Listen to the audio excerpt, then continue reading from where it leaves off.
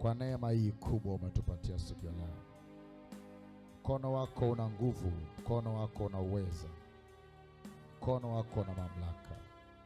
Mungu mwema, tunasema tena na tena, tunashukuru kwa kibali ambacho umetupatia cha kuwepo siku ya leo, kibali cha kuishi leo, lakini Bwana, zaidi sana nafasi ya kupata kuyasikia maneno yako matakatifu tukiwa katika nchi tungali bado.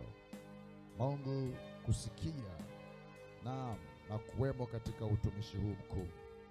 Barikia watu wote tulioko hapa ambao wanaofuatilia moja kwa moja kutoka ibada hii siku ya leo.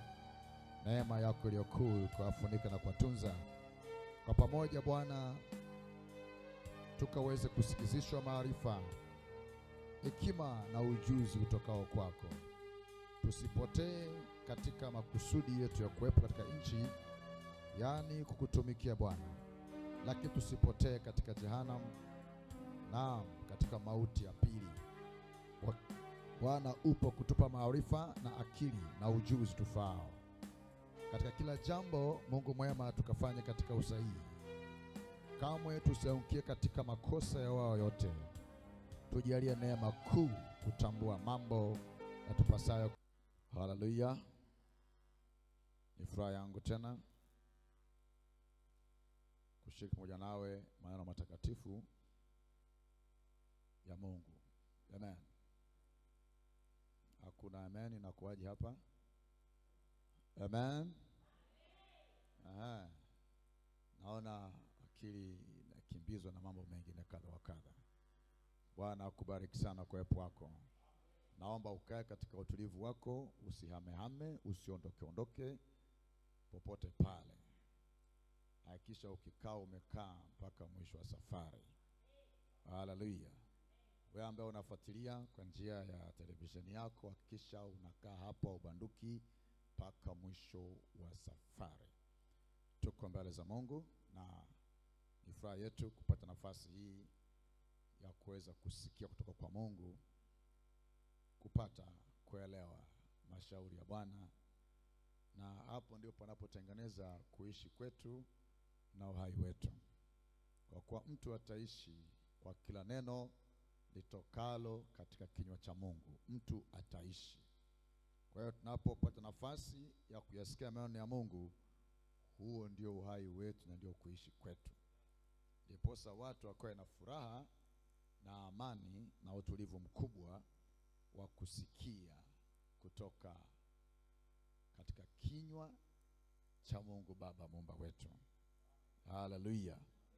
Na unayefuatilia, Bwana akubariki sana siku leo, na amini ya kwamba neema ya Mungu inakufunika pale ulipo na kukusaidia. Tunamshukuru Bwana kwa kibali hiki cha kuweza pia kukufikia pale ulipo.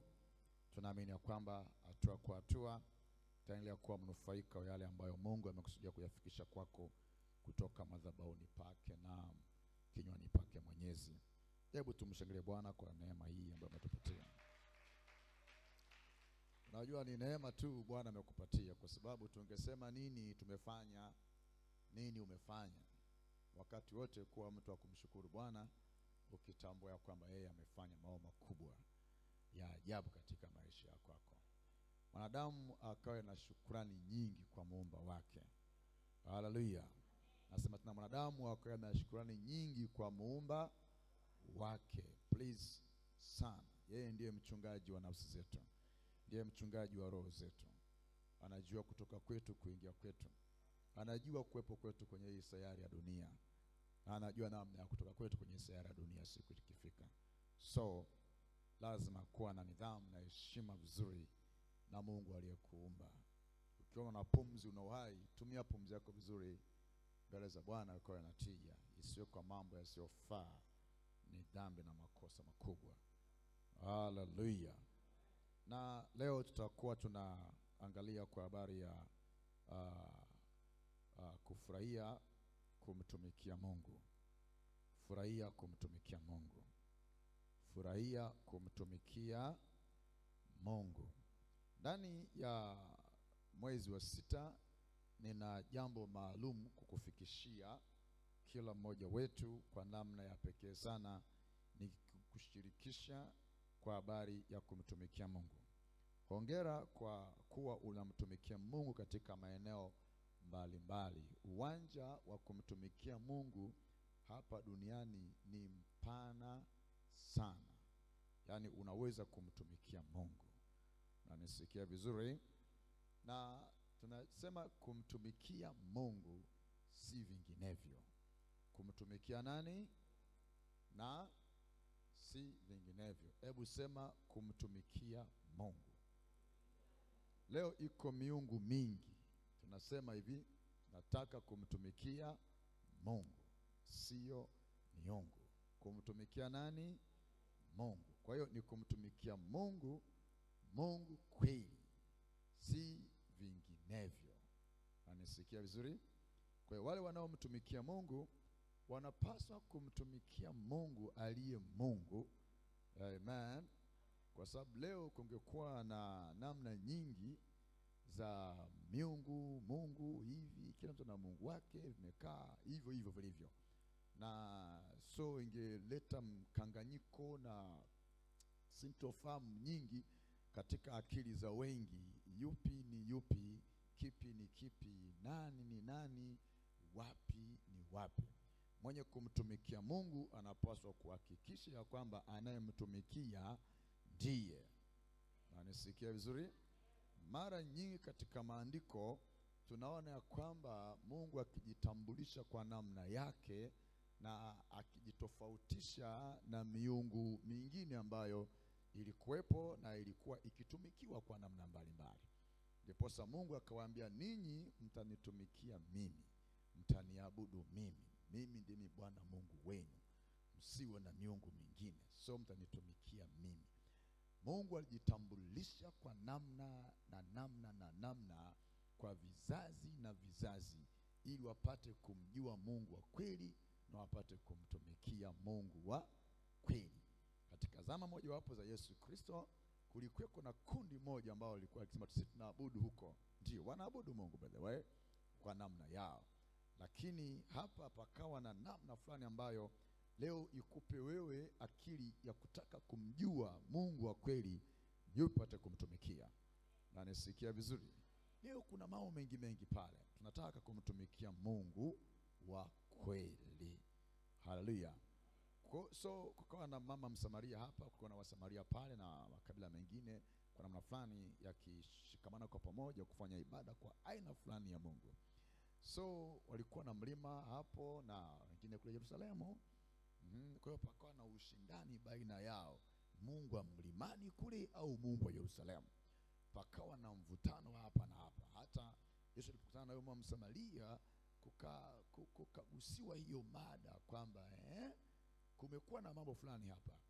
Ninyi mnasema Yerusalemu ndio mahali patupasapo watu kuabudia. Yerusalemu ndio kuna Mungu wetu. Ninyi Wayahudi ninyi hapo. Lakini na sisi tunaabudu katika mlima huu hapo. Sasa hii mvutano inakuaje? Yesu akaambia huyu mwanamke na jamii nzima hata leo, akisema kwamba sikiliza, saa inakuja hamtamwabudu Baba katika mlima huu wala kule mahali katika ile namna ya mvutano wenu, lakini saa inakuja ambapo waabudu halisi, watamwabudu Baba katika roho na kweli.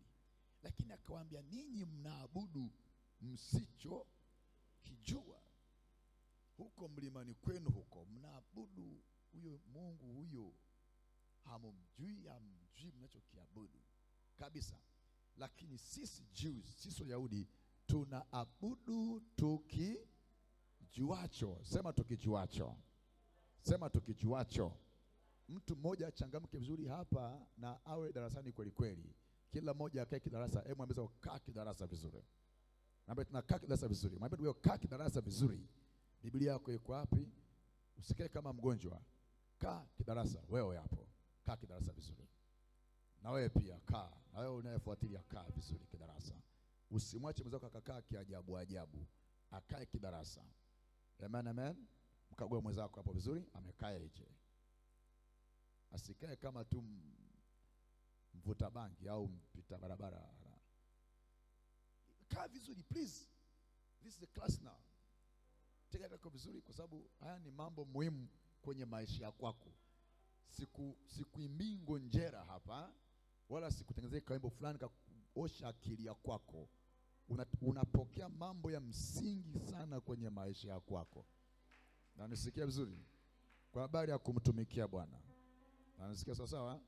Kwa habari ya namna gani? Wewe usipomtumikia Bwana kuna shida, utajifunza leo vizuri.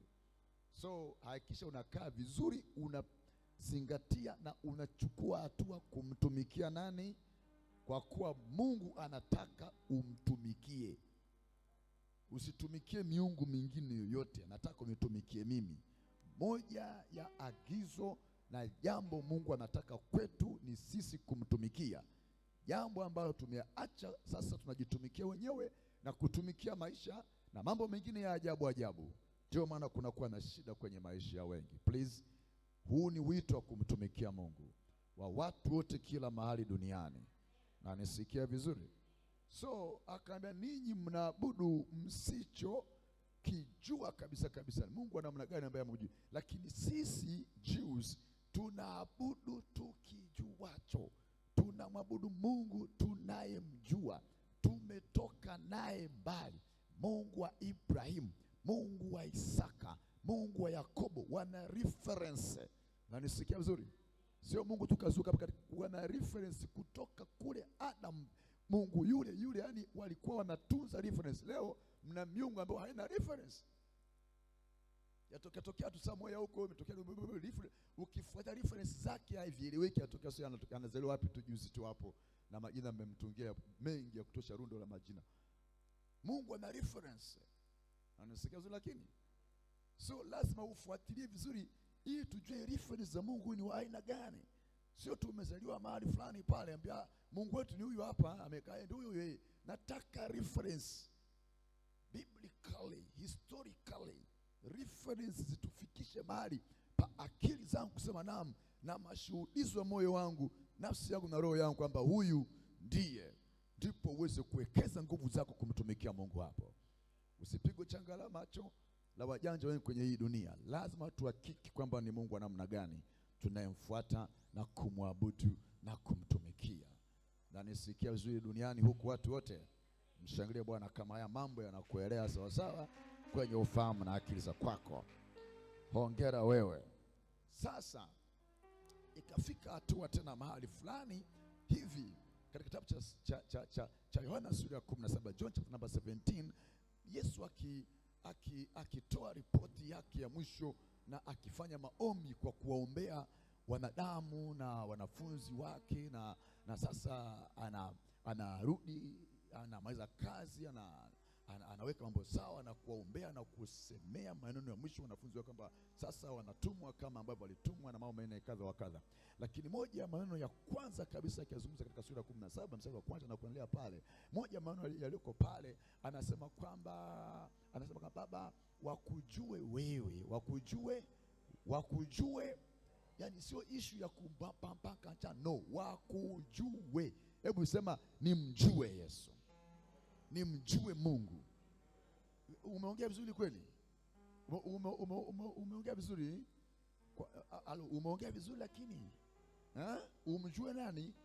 Sio issue tu ya kwamba hivyo tutakavyokuwa, no, ni issue ya kumjua. Na kujua hii inahusisha akili na ufahamu wako.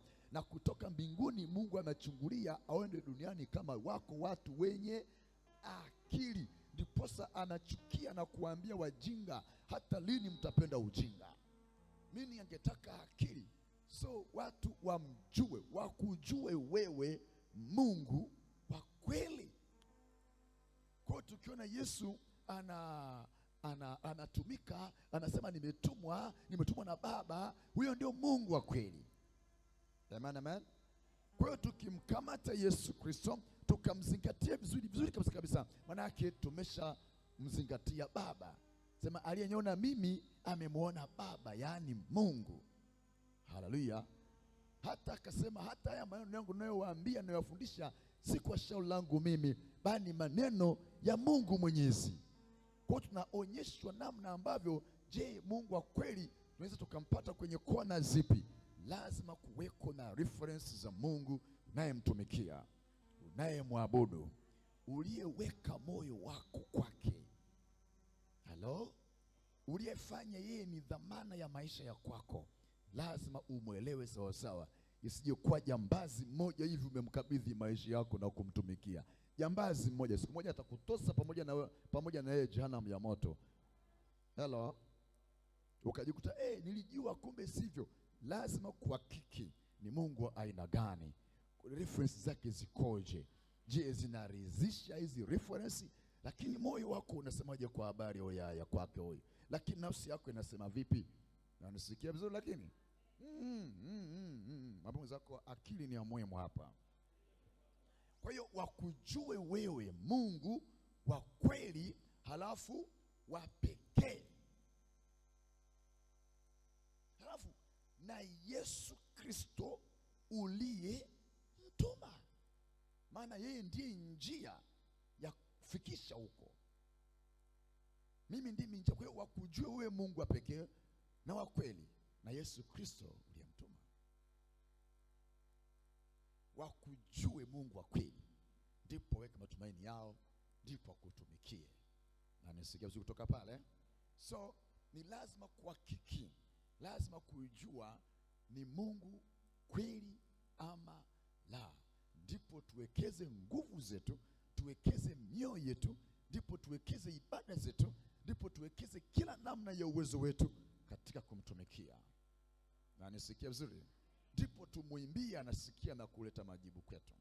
Ndipo hiyo tumuombe na tuone nguvu zake kwenye maisha ya kwetu. Mungu Bwana anatestiwa Bwana. Amen, amen. Si Mungu tu ametoka gizani huko, hata macho hana, hata alichotenda tujue Mungu tu. Mungu anatestiwa. Tunamtesti Mungu kwamba ndiye mwenyewe au namna gani. Umeruhusiwa kufanya hivyo. Amen, amen. Ambia Mungu ni wewe kweli au vipi? Kuna watu hawakuamini haraka kwamba ni Mungu. Naambia Mungu ngoja kwanza. Hebu nataka kwanza, ngoja niweke hivi, niwie radhi Mungu. Kama ni wewe kweli, ni wewe. Nataka kuona hivi. Kwa upande wa Musa ilibidi Mungu mpaka utambie Mungu sawa, kama ni hoji niseme ni nani? Anataka kuhakiki na test God. Ni yule kweli au ni mzimu fulani umetokea hapo unaongea na wewe unasema ndio Mungu. Umekizana huo mzimu. Hapana. Shetani asitushinde hata kidogo katika jina la Yesu. Lakini dunia hii kwa sababu watu hawako sharp namna ile, adui amewashinda kwa namna nyingi ajabu sana. Wamepigwa changa la macho. Kwa jina la Bwana unafunguliwa, unamjua Mungu wa kweli, unaweka nguvu zako hapo. Amen, amen, amen. Unaposikia sauti, ni sauti ya kukufungua akili zako na fahamu za kwako. Yale machanga ya macho yatapukutika leo kama magamba, na then macho yako yataona sawa sawa, na utamtumikia Mungu wa kweli katika hali ya sawa. Hebu mtu mmoja amshangilie Mwokozi vizuri kama yuko haya hapo. Tena amshangilie Bwana kama anaelewa vizuri haya maneno. Oh my God, oh my God, oh my God. So Musa akaambia inakuaje vipi? Mungu akaambia sasa wewe sikiliza, mimi natestika. Weka mkono wako hapa namna, weka hapo. Akatoa namna hiyo, ukoma mtu, ukoma wote una. Akaambia mimi ni Mungu, ninakuambia fanya. Weka tena namna, weka mkono uko sawa. Akaambia kweli huyu ndio mwenyewe huyu. Anatestika, ananipa mambo ya ajabu haya. Lakini nasikia sauti, naona kichaka kinawaka moto, lakini akiteketee yote. Yani maishara mimi ni Mungu. Halafu mimi ni Mungu wa Ibrahim baba yenu, Mungu wa Isaka, Mungu wa Yakobo. Reference. Mpe Bwana heshima. Una Mungu tu ajabu umetoka juzi hapo. Una Mungu sio mmekopeshana wapi? Na Mungu mmoja mmekopeshana huko. Reference. Mungu anaweka reference mwenyewe kwamba mimi ni Mungu wa Ibrahim. Mzee yule. Tunajua Ibrahim atembea. Yule ambaye alimwambia mtoe Isaka mwanae. Ndio Mungu wa Yakobo, Mungu wa Isaka. Kweli. Mungu wa baba yes. Musa ndio.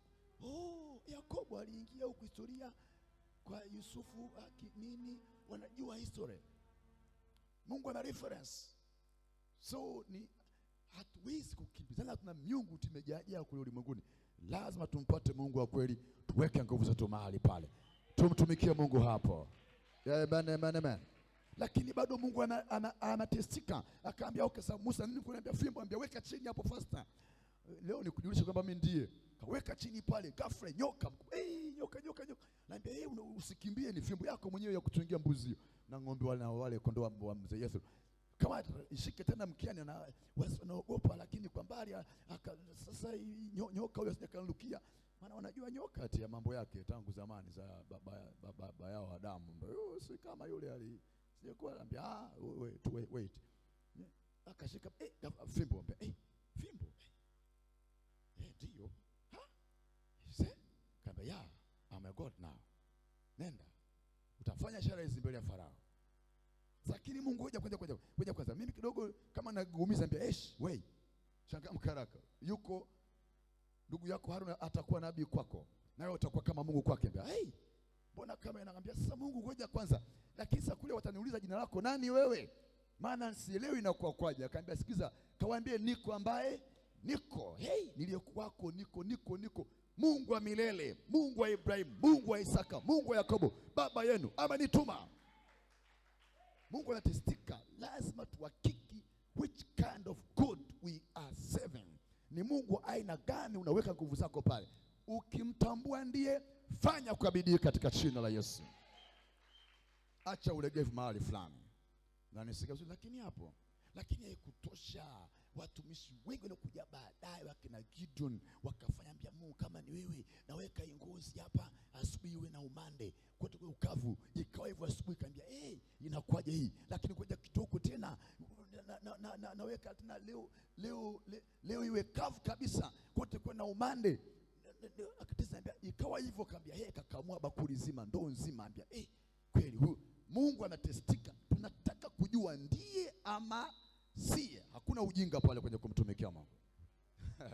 Umalizi kwa babu yako, ambia Mungu wa babu yako history yake ni nini? Amen. Tupe reference. Niliona mimi kutoka kwenye mibuyu huko, alikumbana siku moja wakati akitoa mabuyu huko, ikaleta problem. Beni Mungu kule mapangoni, basi umekaa hapo. Kuna wengine kutana na Mungu kwenye mapango kabisa, akatokewa na kibwengo, ukafurumka huko, katoka hapa na ujumbe kibao, vitabu vikaandikwa, nyaraka kibao kutoka mapangoni huko, imefurumikiwa na mizimu. Hello, uwe makini tafadhali. Amen. Leo ni minada, leo kuna minada mingi ya maimani. Ni minada iko sokoni huko, minada ya miungu. Bia Mungu huyu hapa tunamnadi pia. Wananadi. Sikiliza wewe hapo, uchangamke sawa sawa. Uelewe vizuri mafundisho haya. Haleluya. Kama kuna mtu mwenye uhai amshangilie Bwana vizuri.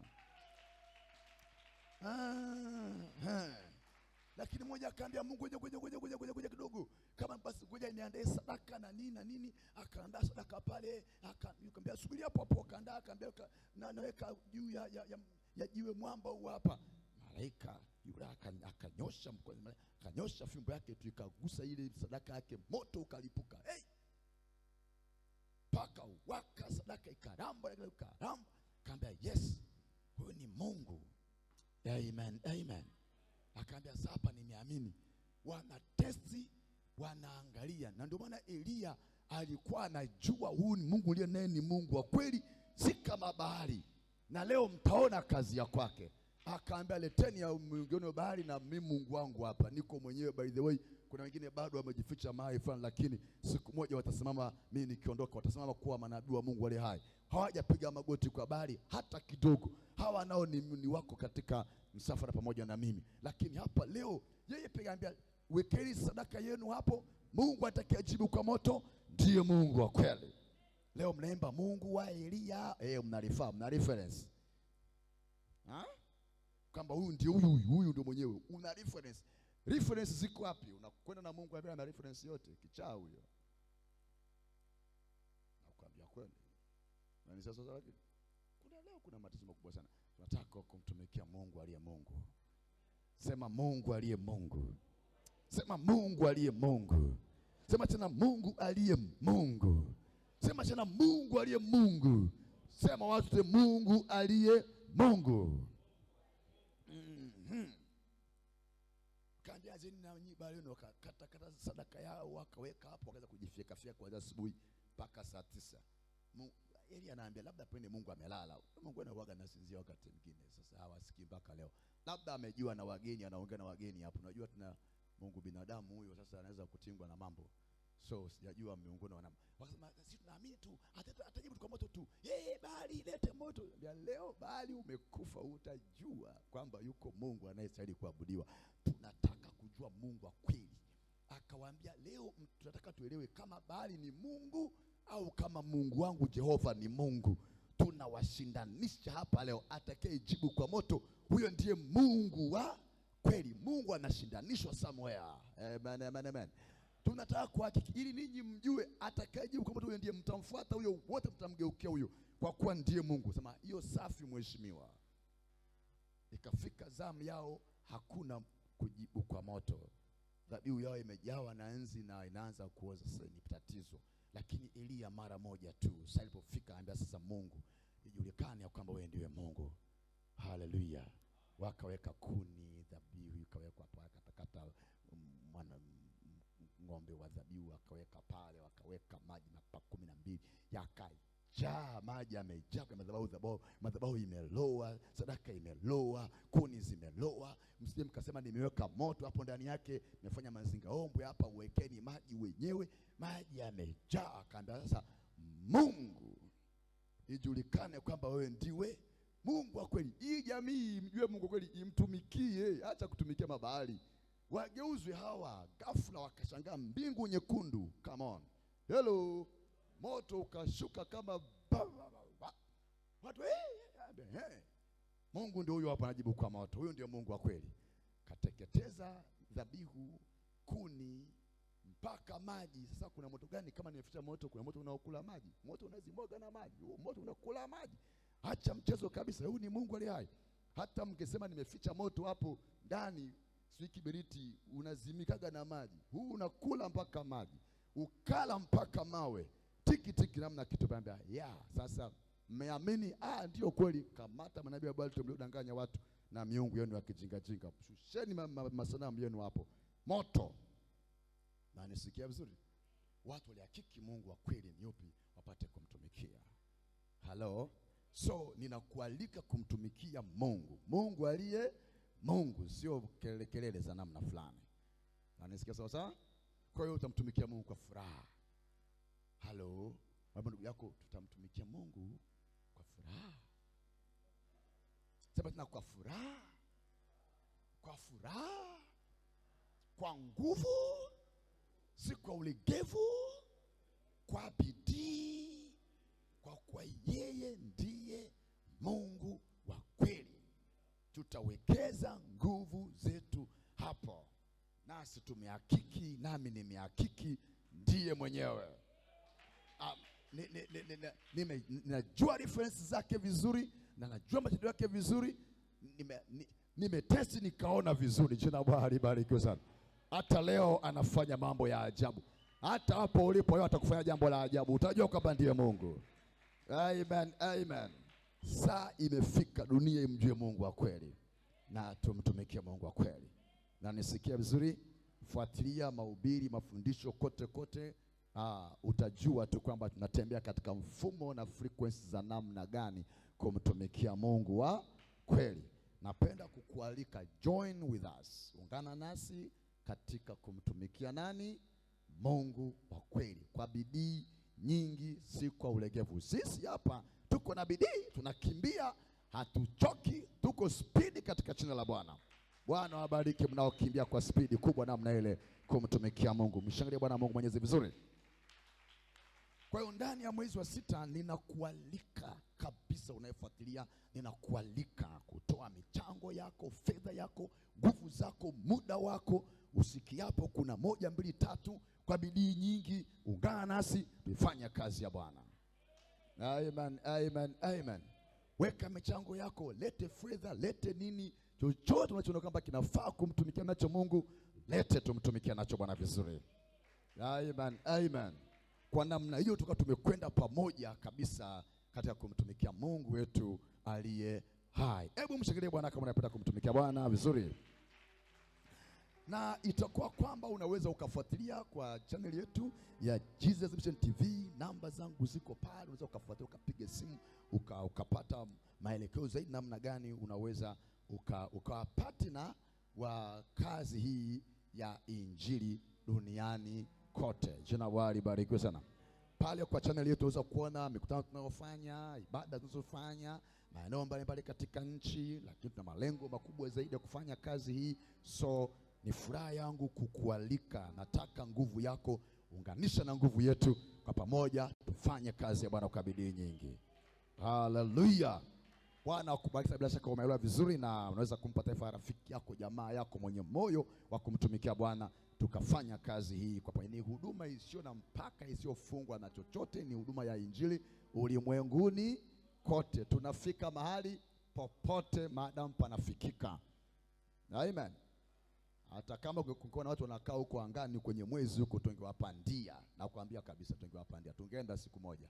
Maana kama wanakaa basi kuna njia ya kuwafikia hapo. Ile njia wanaoendeaga tungepita humo, mmoja wetu angechomoka akaenda huko akachapa. Mmoja tunatosha kule kwenye mwezi. Amen, amen.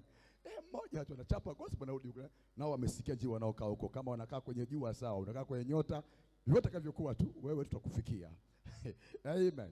Kwa kila mtu lazima afikiwe na injili. Na kama pangoni tutakuja huko. Jina Bwana libarikiwe sana. Hebu mshangilie Bwana kwa kuwa Mungu azuiliwe na jambo lolote chini ya jua. Haleluya. Mshangilie Bwana tena kama umeelewa vizuri. Kwa hiyo utapata maelekezi mengine tena kwa wakati unaokuja, lakini sasa hebu tuangalie kwa habari ya somo letu hili, furahia kumtumikia Bwana. Furahia namna gani? Furahia namna gani? Furahia namna gani? Furahia kumtumikia nani? Bwana. Mwambie ndugu yako, furahia kumtumikia Bwana.